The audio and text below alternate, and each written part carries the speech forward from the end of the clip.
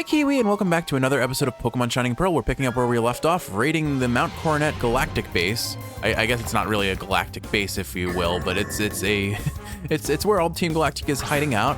Inevitably, we're gonna have a pretty tough battle against Cyrus ahead of us, so I'm gonna try and level up what Pokemon we can in the meantime. Star Gecko, I don't know if Shadow Ball will be enough to one-shot this Bronzong. 80 base power versus 80, so I'll use Dark Pulse? No, the stab on Shadow Ball makes it stronger. Never mind, what am I doing? I was flashing back to when we had Hex, and Dark Pulse outdamaged Hex because of that reason.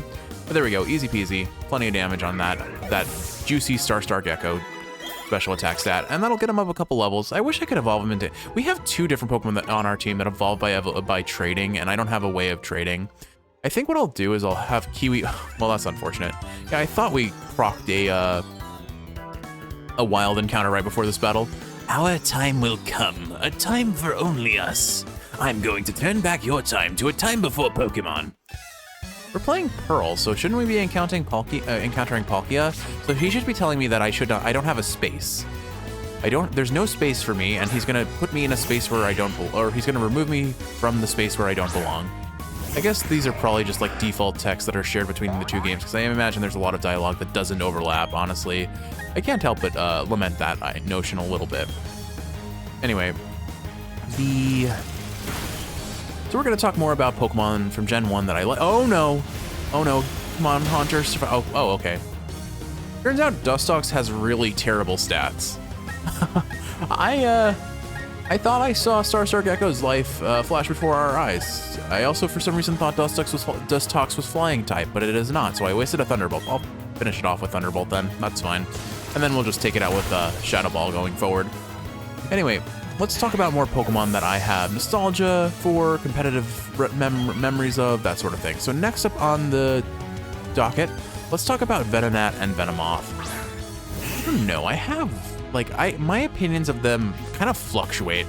I think it's mostly nostalgia, if anything, that makes me think fondly of them. Venonat, I strongly remember being associated with Koga's gym back in Gen 4 or Gen 1, the 5th gym, I believe it was. On a team of poison types, he had a Venonat. I think there was an Elite Four member that had Venonat as well. It may have been Agatha. So I have that association with it. So I inherently think about Venonat and think, oh, strong Pokemon, because it's used by a gym leader. It's used by an Elite Four member. But when you actually look at it on paper, Venonat's pretty terrible. Flying type is fairly decent for competitive viability. Bug type is not. Bug type has so many weaknesses and so few resistances. It is by far the worst defensive type in competitive. And because it's not super effective against a lot of Pokemon where you'd want to use a bug type over, say, a dark type or a ghost type move, it really falls short. Yeah. I guess that's all we get from that grunt. Just a yeah. All right, can I get through here? I can. Okay, let's move along and just take out whatever wild mons we come across. Lots of Bronzongs. This will be really good for getting some experience on Star Gecko before we get to Cyrus. Not that I necessarily think I'll be using him against Cyrus. Cyrus seems to be a mix of poison, steel, and psychic types, so he's a little bit sketchy to be throwing Star Gecko at. But we just don't want him to get too low and too far behind our other Pokemon, or he'll get eaten later if they get too high leveled. Anyway, focusing back, so Venonat. The thing that amuses me most about Venonat is how large it is canonically. It is actually it's maybe half the size of a human, and in terms of height, and man, these wild Pokemon are relentless. Graveler. I don't know if I risk fighting a Graveler with Star Gecko, honestly. I think we do have Levitate as our ability, so ground type moves won't hurt us, but if it throws a rock, it could hurt. I still think I can probably one-shot it with Shadow Ball, unless, if it has, I messed up. If it has Sturdy, we're kind of screwed. Anyway. Okay, we're good. I will switch out next time, because I don't want to risk Sturdy gimmicking us next time. Anyway, I think in that regard, Venonat, I have nostalgia for it. I also remember very distinctly constantly finding it in a specific area of the first and the second gen games that just makes me strongly associate it with those games for some reason, because I just found them so commonly. But beyond that, like, competitive viability is just a joke. They are not relevant at all in competitive. In fact, you would only take them if you wanted to, like, just immediately waste them. Team Galactic is all powerful. Only a fool would show defiance to the mighty might of Team Galactic. The mighty might, eh, bud? All right. So, I don't know. Like, I love Venonat's design, and I really don't like Venonat's design. I think it just weirds me out the fact that it's so large, and that's really the issue. And I don't like its what are they? Compound eyes? Not the ability, just the design. The red eyes with multiple. They look like strawberries. They look like some sort of berry type fruit. Let's be honest. Stunky is actually a little bit hard for us to deal with. All of our moves are resisted except for Thunderbolt, and I don't think I one-shot it with Thunderbolt. It could have a decently strong Dark type move, so I think I am, for safety's sake, gonna switch out to Pine Tree here and let Pine Tree do the hard carry. Or actually, you know what? Manny has not had a single fight since he came back. Let's give Manny his time to shine here. So that's my thought process on Venonat. I think from you know what? I remember it in Pokemon Stadium a lot. I remember seeing it a lot in Pokemon Stadium too. Maybe it had a really weird fainting animation. I forget the circumstances. All I know is that, oh, okay, well, that was very effective. I know it just halved our attack and special attack, but like, I feel like AI Pokemon should not do that. Oh well, I'm still going to use Ice Beam here and see if we one-shot the Golbat, because it's not that tanky. Manny's special attack isn't the highest, but that's fine. Two-shotting is fine too. Anyway, I don't know. I have really mixed feelings about Venonat, so let's just plop it in C tier. It's average for me. Venonat D tier. I like Venomoth rather. Venomoth D tier. It's just, I don't know. It's just a moth. It doesn't have like anything super special, and no strong nostalgia for it on my end, I suppose. So that's where I am on Venonat Venomoth. Then we have the beloved Pokemon Diglett and Dugtrio. I feel like I might have talked about them already, but I feel like it was in passing rather than a general, like a more genuine deep dive into my opinions of them. So let's do that. First off, Glass Cannon in competitive. Not standing up to the mighty is foolish, you say.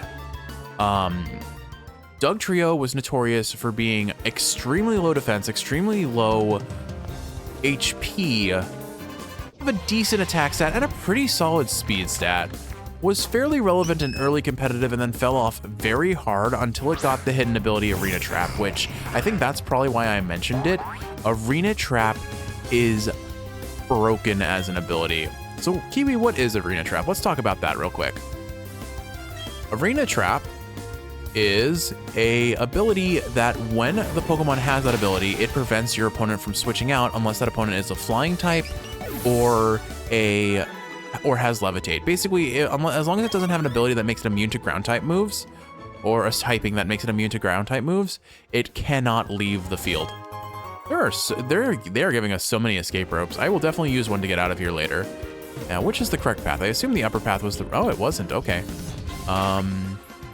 Imagine we're almost at Spear Pillar now, because we're about to go outside a second time.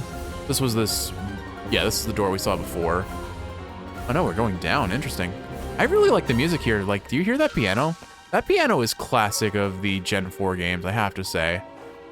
So there's a cave and then there's an up around. Let's see what's up here first, before we go back into the caves and explore a little deeper. All right, another free item for us, I presume.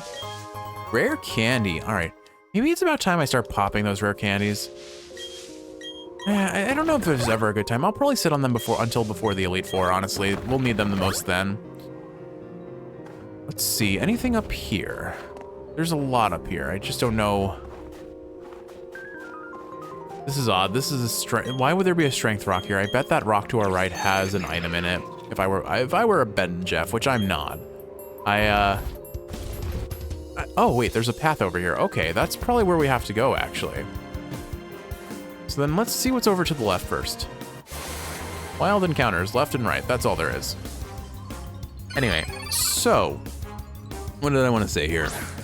Diglett and Dugtrio. So Dugtrio became a competitive nightmare when it got Arena Trap. Particularly, I think, I want to say in double battle. So I never personally, I very only minimally used Dugtrio competitively, just because I favored Pokemon that had a decent defensive profile. Like, I used Gengar left and right, and Gengar I built like a Gauss Cannon, but Gengar had moves that could, or Gengar's typing was really good defensively. Ghost types are actually surprisingly good defensive tools for competitive Pokemon because there aren't a lot of moves that Ghost types are weak to. And there are a lot of things that Ghost types at least hit neutral against, if not super effective against. I don't really know if I should go in here or not. I don't know, it feels like I'm heading the right direction. Okay, I'm heading the right direction, so this is the way I was supposed to go. Do I backtrack for items? Nah, I want to go with story progression. Let's keep moving along then. Do you guys have anything I want to do first? No, we'll keep leading with Star Gecko for a little bit longer, I think. Our boss is gonna do something huge at the summit, but here I am dealing with some pesky intruder. You're spoiling the atmosphere. Can you lose quickly, right? Anyway, so I never really used Dugtrio that much, and I don't have strong memories of when I did use Dugtrio, so I'll hold on that comment. But the point is, Dugtrio, because it got a Arena Trap, I think actually got banned from competitive, at least for using that ability after some point. Because I mean, that ability is just devastating. Even if you can't switch out against Dugtrio, you can have Dugtrio use Protect to keep it on the field longer, have your secondary Pokemon take out whatever threats your opponent are using. So, major points to Dugtrio for competitive viability. Other aesthetic designs, I really like the design. It's super simple, easy to draw, but unforgettable. I mean, Dugtrio suffers from the issue that a lot of early Gen 1 Pokemon suffered from, where the evolution is basically just the same as the starter with more heads. They did that with Dodrio, they did that with Magneton, they kinda did it with, I think there's one more. Oh, you can make an argument for Executor, but I think Executor does a lot more with its design to say that. I think it's a slight against Executor to say, oh, Executor didn't have enough to make it look different from Execute. It gets a whole body and like leaves over its head. I think that's more than enough to make it look different, even if it does still have the 6 eggs as its head. You're not supposed to work me over like that. So that's my thought on Dugtrio's design. But what I really wanted to say is Alolan form is, in my book, one of the funniest designs for a regional form that there could be. Oh my goodness, these wild Pokemon encounters are relentless. Good experience and good defense EVs, if nothing else, for Star Gecko and the rest of the team, I guess. But the giving Diglett hair, I don't know why, but when I saw that design, I thought it was so, well, dumb, but so dumb it's funny, and I enjoy it. And it makes them steel type, of all things. Like, their hair follicles are so tough apparently that it makes them part steel type, which I just think is really, really funny. I also like the constant reference to the fact that one of them looks like Owen Wilson, and so like when people catch Dugtrio Alolan form, they start naming it Owen Wilson's. Particularly, I know Alpharad started that joke, but it's kind of perpetuated from there. Team Galactic will take control of everything. You can try all you want, but you can't do anything alone. And so, just Owen Wilson's is just a funny name to me. And like base form, or just Alolan Diglett, it's a single little hair coming out of its scalp, and I just love it. And then oh, you know what? I must have talked about Diglett and Dugtrio, because I remember also rambling about the fact that I love the underground images that people make of them, namely like the designs where like you see Diglett, you see a profile of what Diglett looks like underground, and it's like eldritch horrors or really buff men, and either way, it's just really, really funny to me. But Diglett, of course, never really had much competitive viability. I don't even remember if it can get Arena Trap, but you wouldn't use Eviolite on it. It's too weak to have its defense boost. Even with a defense boost from Eviolite, it's just not relevant. So I also distinctly remember the anime episode where there's just a guy who controls a bunch of Digletts, and he kept one under his hat, on his head. I love the design. It's simple, it's pure, it's unadulterated Pokemon Gen 1 at its best. Yeah, it may not stand out, like it may not be the coolest, the most iconic design, but it is certainly nostalgia tinted, if nothing else. All you gave me was a taste of defeat. And that's good enough for me. That's more than enough for me on Diglett. Diglett is S tier, Dugtrio A tier. because I like Diglett more. And if you're in a group of Poké nerds, you can just run out into a crowd, shout Diglett dig, Diglett dig, and you will get a chorus of trio in return. I used to do that during lunch period in high school, which is just, I had a fun lunch table. You've worked so hard to get here. You should be proud of yourself. And now, I'll send you packing with only that happy thought. But there they are. So let's talk about Meowth and Persian next. So let me start off with Persian. Gen 1 competitive Persian. The only Pokemon that topped it normal type wise was Tauros. And why was Tauros and Persian a normal type monster? Because back in Gen 1, your chance to crit scaled with your speed. Tauros and Persian were actually very fast for that generation. Like, power creep has certainly made them feel relatively slow, all things considered, but they were fast. And they could get high crit chance moves, namely, say, Slash in the case of Persian, and I forget what Tauros could get. It may have also gotten Slash, although it doesn't feel like you could really slash well with those hooves of it. Regardless, Persian got Slash and had high base speed in competitive Pokemon, which I think equated to at least a 1 in 2 chance of critting, but I think it went upwards of like an 80% crit chance. It was disgusting, and that is why you needed a Rhydon or a Golem on your team to tank those normal type behemoths. I think in general, I think Rhydon and Golem were kind of in competition for who was the best rock type, and I don't remember who won. And I think it really depends on who you ask, frankly. But yeah, those Persian was terrifying in Gen 1. Starting Gen 2, I believe that was no longer the case. Your crit chance did not scale with speed, but that was a Gen 1 nightmare. It's the reason why Alakazam was so scary, why Gengar was so scary. Basically, any glass cannon Pokemon with high speed, high attacking stats would destroy the field, especially if you got a crit. What? How dare you? How dare you? That's how you respond to my generosity? But yeah, Persian, terrifying for one generation at least. Probably not much more than that. Normal types as a whole really aren't that exciting and competitive. The cool thing about normal types is they aren't weak to a lot of things, but they also do not resist a lot of things.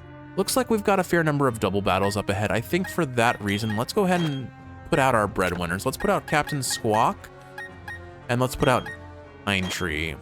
Pine Tree, you think? Let's see, they're gonna have a lot of Stunkies and Bronzong probably, and Glameow. So we want something that has fighting type moves. Pine Tree has that. We don't actually have a lot of good fighting types, honestly, and we have close combat on Pine Tree, which isn't that great. It'll lower our defense, so it's gonna be the last move we use on a turn. Or we'll save it for the final end of the battle. But I think Double Intimidate will just make their lead Pokemon completely irrelevant. So we'll start this way. I think this is like, these two have been like the strongest offensive core of our team. Quipplecore, of course, has been defensive. Manny the Dude Buster, our biggest tank. And then these two are kind of like in the middle of just trying their best. Trying their best and giving me a small panic attack every time they try to die. All right, we've got our plan. Let's head first in. Something huge is going to happen, I think. Maybe, right? Don't meddle around, of course you're going to, aren't you? That's why the two of us will be teaming up to take you down to the ground. But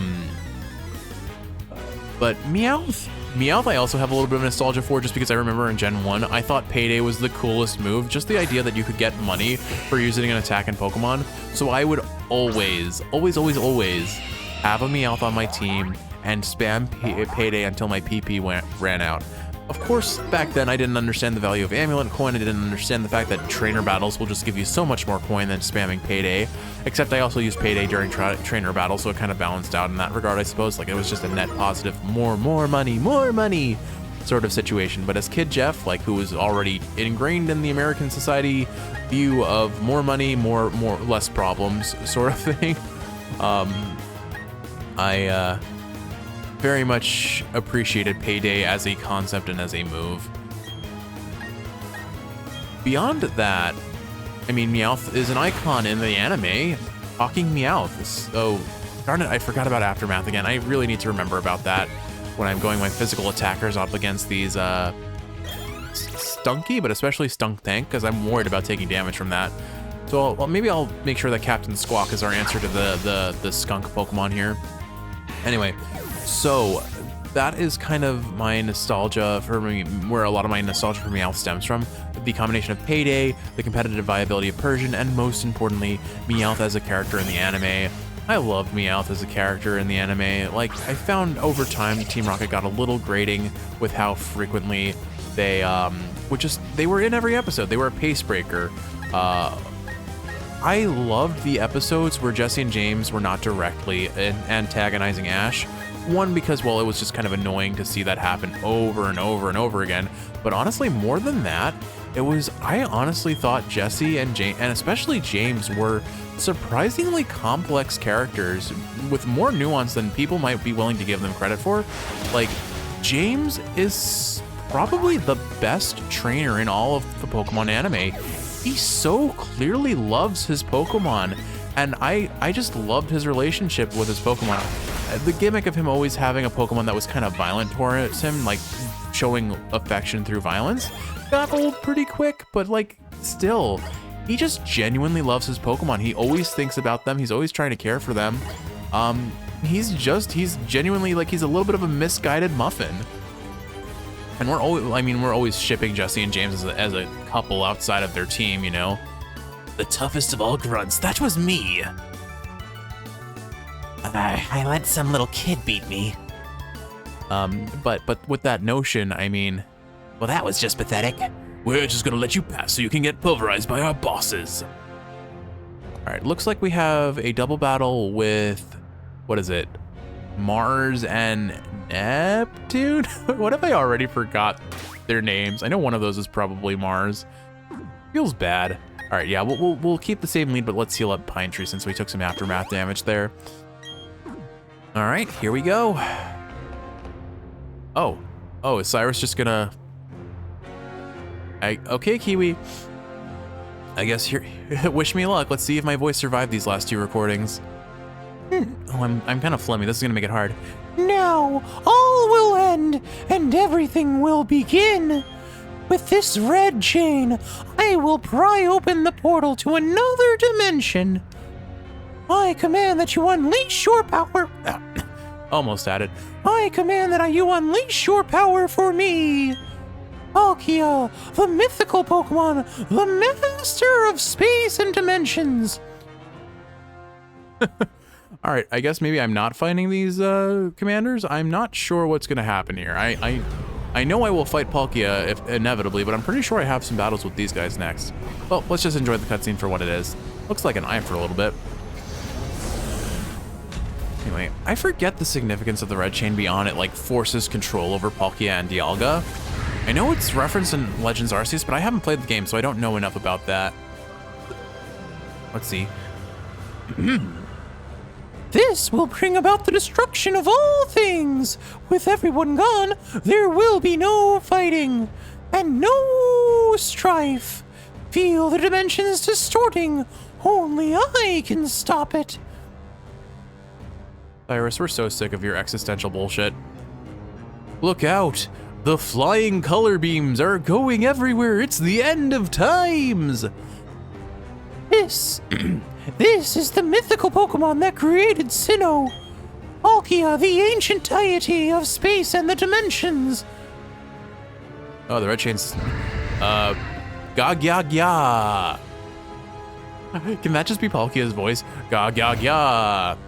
This world cannot be molded into the ultimate world I seek. It's far easier to create an entirely... Oh, losing it. It's far easier to create an entirely new world than to change this one. A new world in which I am the ruler of all things. I shall... Oh, I can't say I, apparently. It's not even that my voice is dead. I think I'm just too phlegmy right now.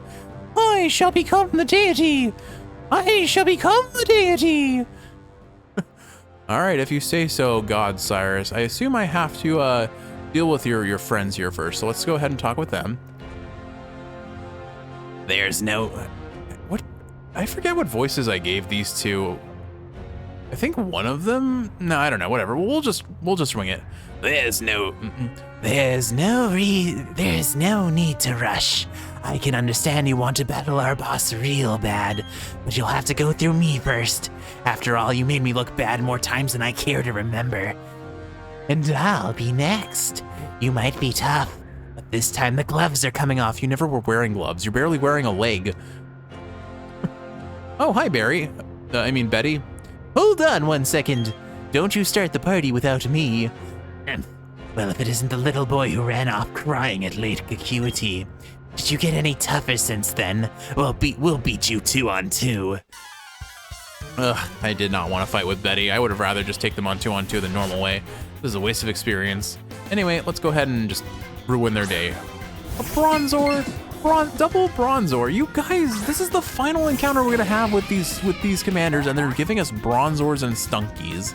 And not even Glameow, just, what is it, where's it, Glameow? Right, it is Glameow, I'm thinking Purugly. Not even Puruglies. Like, come on, guys, step up your game, be legit, be an actual threat, have some level of challenge, and okay, Betty, you're starting with a Munchlax? Come on, you can do better too. You're all just giant disappointments. I'm so upset, Kiwi, I'm so salty about this. All right, we're just gonna bite, it's not gonna one-shot anything, but it's good enough.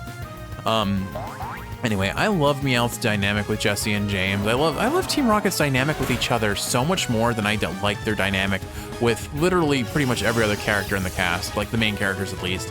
Yeah, they're gonna steal Ash's Pikachu because they want to eat it, I know. That's not, obviously that's not their motivation, but still. It's just, it's so overdone. Do something different, do something creative, be fun with these characters, and like they do sometimes, but most of the time, they're just a running gag that just keeps happening again, and they blast off again, and then they come back again. It is what it is. Like, I do love Team Rocket. I love their dynamic with each other. It's just, they became overused, they became stale a lot of the time, and I think it was some wasted potential in that regard. But with all that said, Meowth is an icon of my childhood.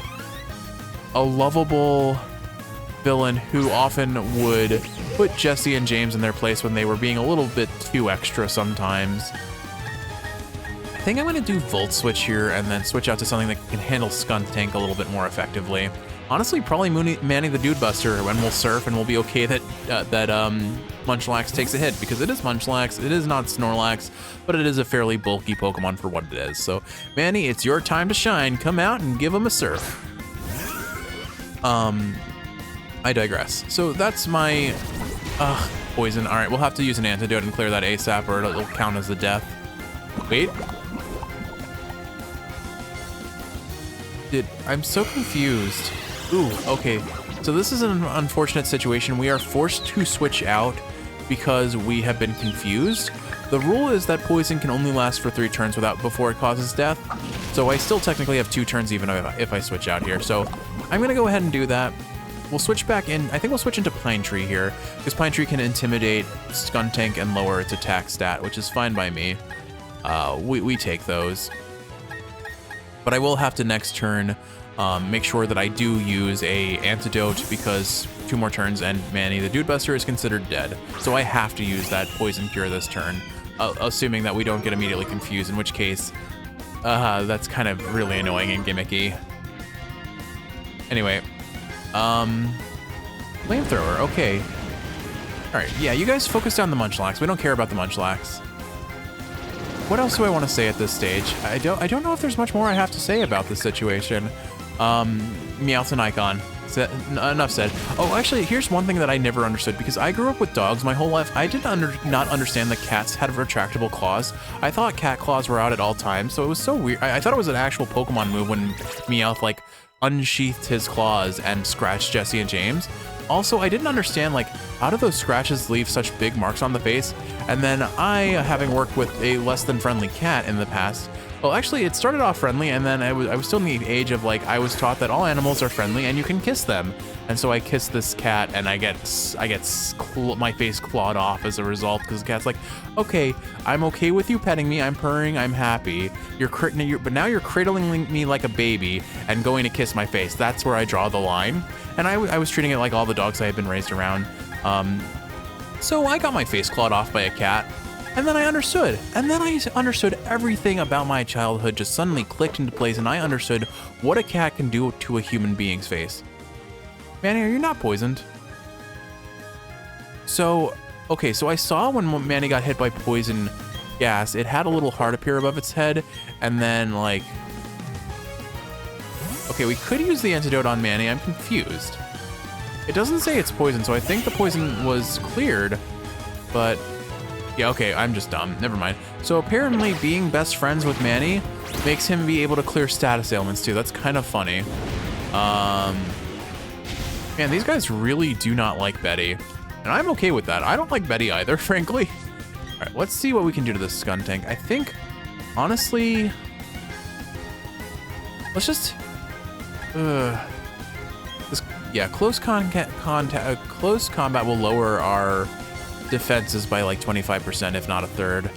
I probably don't want to mess around with that. I think I'm going to use U-turn and bail out here and switch into something that can handle the situation better. Meanwhile, Infernape doesn't care and is going to use close combat anyway. So we're going to U-turn out to Manny and use Surf and just knock out Betty's starter. I bet Betty will be like, well, what is that for? What am I going to be able? How am I going to be able to help you against Cyrus now? And I'm going to be like, I didn't want your help anyway. You showed up like always against my will. I'm so salty against Betty. I'm sorry. But that's a long ramble, but those are kind of my closing remarks on Persian and Meowth. I think it's a lot of nostalgia and certainly the terror that Persian was in competitive Gen 1. But beyond that, they never became relevant again outside of the anime, unfortunately, and I never really used them outside of my Gen 1 playthrough, so that's about all I've got for them, unfortunately. All right, Manny, let's see that nice big Surf up. Who do we ramble about next? Or maybe do I just... Really game? Can we not do this? All right, Manny, do you clear the poison a second time? You don't. That's fair. That would have been really annoying. Or that would have been like a little bit too broken. All right, you guys realize that you're actually just benefiting your own team, or you're benefiting yourselves. Okay, actually no, you never mind. I don't know why I was gonna criticize them for doing the thing that makes most sense to keep their team alive, but here we are. All right, this time the antidote's actually gonna do its job and cure our poison. Meanwhile, Betty is just going all out, has no regard for defense. I mean, Infernape is actually kind of a legitimate threat. It was very competitively viable back in the day. It was a bit of a terror, supposedly. I hated Infernape, not because I thought it was not because I thought it was a threat, but because I just didn't think it was a good Pokemon, honestly. Like, I saw a lot of people use Infernape on their competitive teams, and I'm just over here being like, I don't want to use Infernape. I don't see the viability nearly as much as other people do, because I guess when I ran my teams, Infernape seemed to be fairly well countered by the builds I ran. I usually switched into Gengar to tank its physical attacks and then one-shot it with a Shadow Ball or a Sludge Bomb. And then, if not that, then I would probably, what else did I have? Like, I would usually switch, you know what I usually did? I would switch out my Intimidator. I usually ran Salamence, but my friends had a rule of no base 600 or above Pokemon. So I switched over to, for a while, from Salamence, I switched to Scrafty, actually, because Scrafty could get, oh no, Giga Drain. Oh, okay, Manny, you're such a bulky mother trucker, and I guess Golbats do not have a lot in the way of special attack, thankfully. This is fine. All right, I probably, however, do not want to keep Manny out in case he gets double Mega Drain, Giga Drained, or gets crit. So I need to remember now that Golbats are going to start having that kind of grass type move. So with that in mind, why don't we switch out to Celestabetha? She should be able to tank those hits that they're going to point her direction. And also limit the amount of HP they get back. Or they're just going to spam poisoning moves. Munchlax held on with 1 HP. Well done. All right, Munchlax will faint here, but maybe we can take out one Golbat in the process if he focuses his Body Slam on the right target. And he does. Does it go? It goes. Cool. Perfect. All right, so we're fine then. Celestabeth can carry the rest of the battle, and Betty now has no Pokemon to be irrelevant with. Lost my train of thought. Anyway, yeah. So, I don't remember. Oh well. The point is, oh, you had another. Oh wait, no. Oh, for a second, I thought that Buizel was one of theirs. Interesting that Betty actually uses held items. I'm just noticing this, but all of his Pokemon have had held items, so he's kind of a legit trainer, isn't he? Or at least he's trying to be. He's still less legitimate than us, right? No matter. All right, there we go. The commanders are taken down. Sheesh, I should have done the fighting myself. I would love to see a trainer just try and go hands on a Pokemon and just get bodied. Now, if you've toughed it up, but you're no match for our boss. All right, Kiwi. Next episode, Jeff versus Cyrus. Yeah, my Pokemon are tough, right? I can get even tougher. But you know, that's it for us. We've hit the wall. Jeff will help you with this. Okay, we got a forced heal. Oh well. We're gonna make up for it. We'll get our heal back after we beat Cyrus anyway. All right, Kiwi, I'm gonna call it an episode here just because Cyrus ends up going on and then Palkia happens and we just don't get a break to save and quit at any point. So with all that said, I hope you've enjoyed watching, and if you're awake, I hope this is helping you fall asleep. If you're sleeping, I hope you're sleeping well in the next one. Oh boy, we've got a lot that happens. I hope you're looking forward to it. I love you, and I'll see you in the next one, Kiwi.